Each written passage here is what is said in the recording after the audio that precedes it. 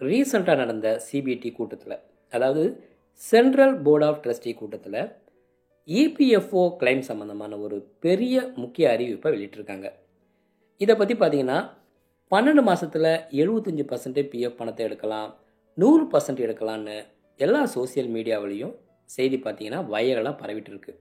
ஆனால் உண்மையிலேயே ரூலில் என்ன மாறி இருக்கு, அதனால் என்ன யூஸ்ன்னு இந்த பதிவில் பார்க்கலாம். வெல்கம் பேக் அரிமா விழித்திரு. முன்னாடி இபிஎஃப்ஓவில் பார்த்தீங்கன்னா இந்த 13 விதமான பார்ஷியல் வித்ரா பண்ணுறதுக்கான ரூல்ஸும் இருந்துச்சு. இந்த ஒவ்வொரு ஆப்ஷன்லேயும் வேறு வேறு கண்டிஷன்ஸு, ஒவ்வொன்றுத்துக்கும் ஒரு குறிப்பிட்ட காலத்துக்கு பணம் எடுக்க முடியும் அப்படின்ற நிபந்தனைகள் இது எல்லாமே இருந்துச்சு. அதனால் நிறைய பேரோட கிளைம் பார்த்தீங்கன்னா ரிஜெக்ட் ஆகிட்டே இருந்துச்சு. இதை எளிமையாக்கிறதுக்காக இப்போ இது எல்லாத்தையுமே ஒரே யூனிஃபைடு வித்ட்ரால் ப்ராசஸில் இணைச்சிருக்காங்க. அதாவது புது ரூல்ஸ்னால் என்ன, பழைய ரூல்ஸுக்கும் புது ரூல்ஸுக்கும் ரெண்டுத்துக்குமே இருக்கிற டிஃப்ரென்ஸை பார்த்தீங்கன்னா, பழைய ரூலில் பார்த்தீங்கன்னா பிஎஃப் பணம் எடுக்கணும் அப்படின்னா 1லேருந்து 7 வருஷம் எலிஜிபிலிட்டி இருக்கணும். ஆனால் புது ரூலில் பார்த்தீங்கன்னா 12 மாதம் எலிஜிபிலிட்டி இருந்தாலே போதும் பணத்தை எடுக்கலாம். அதாவது 13 காரணங்களும் ஒரே யூனிஃபைடு வித்ட்ரால் ப்ராசஸில் இணைச்சிருக்காங்க. பழைய ரூலில் பார்த்தீங்கன்னா சில காரணங்களுக்காக மட்டும்தான் பணத்தை வித்ட்ரா பண்ணலாம். ஆனால் புது ரூலில் பார்த்தீங்கன்னா எந்த தேவைக்கும் பணத்தை எடுக்கலாம்.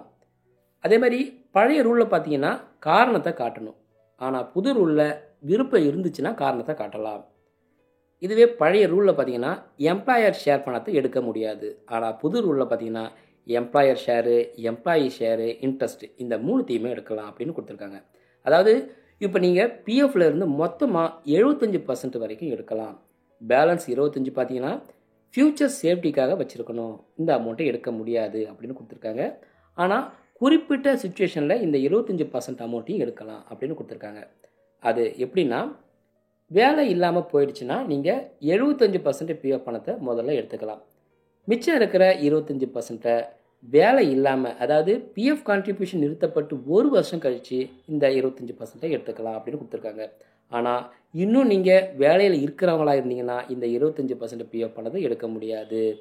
அடுத்து வேறு எந்தெந்த காரணத்துக்காக அந்த 25% எடுக்கலாம் அப்படின்னு பார்த்தீங்கன்னா, 55 வயசுக்கு பின்னாடி அந்த பணத்தை எடுத்துக்கலாம்.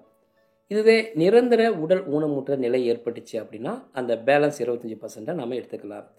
அடுத்து இந்தியாவை விட்டு நிரந்தரமாக வெளியே போகிறீங்க அப்படின்னா இந்த பணத்தை எடுத்துக்கலாம். அடுத்து வேலை இழப்பு ஏற்பட்டுச்சு அப்படின்னா இந்த பணத்தை எடுத்துக்கலாம் அப்படின்னு கொடுத்துருக்காங்க. பென்ஷன் ரூல்ஸில் என்ன மாறி இருக்குது அப்படின்னு பார்த்தீங்கன்னா, ஒருத்தருக்கு பென்ஷன் வாங்கணும் அப்படின்னா 10 வருஷம் சர்வீஸில் இருந்தால் தான் பென்ஷனை வாங்க முடியும். பல பேர் பார்த்தீங்கன்னா 10 வருஷத்துக்கு முன்னாடியே வேலையை மாற்றுறப்ப பென்ஷன் அமௌண்ட்டையும் சேர்த்து முழுசாக எடுத்துடுறாங்க. அதனால் அவங்களுடைய ஃப்யூச்சருக்கான பென்ஷன் எலிஜிபிலிட்டி இழந்துடுறாங்க. இதை தடுக்கிறதுக்காக 2 மாதத்துக்கு பின்னாடி இபிஎஸ் பென்ஷனை எடுக்கலாம் என்ற ரூலை கேன்சல் பண்ணிவிட்டு 36 மாதம் கழித்து, அதாவது 3 வருஷம் கழித்து தான் எடுக்க முடியும் அப்படின்னு மாற்றிட்டாங்க. இதனால் என்ன யூஸ் அப்படின்னா, ஒரு மெம்பரு தன்னோட சர்வீஸை 10 வருஷம் நிறைவு செய்கிறதுக்கு ஊக்குவிக்கிறாங்க. அதனால் நீண்ட வருஷத்துக்கும் உங்களுக்கும் உங்கள் குடும்பத்துக்கும் பென்ஷன் பாதுகாப்பு கிடைக்கும் அப்படின்னு இந்த ப்ரெஸ் ரிலீஸில் கொடுத்துருக்காங்க. இந்த பதிவு உங்களுக்கு பிடிச்சிருந்தால் லைக் பண்ணுங்கள், சேனலை சப்ஸ்கிரைப் பண்ணுங்கள். மேற்கொண்டு எந்த மாதிரியான பதிவை வெளியிடலான்னு கமெண்ட்டில் சொல்லுங்கள். மீண்டும் பயனுள்ள அடுத்த பதிவில் சந்திப்போம். நன்றி, வணக்கம்.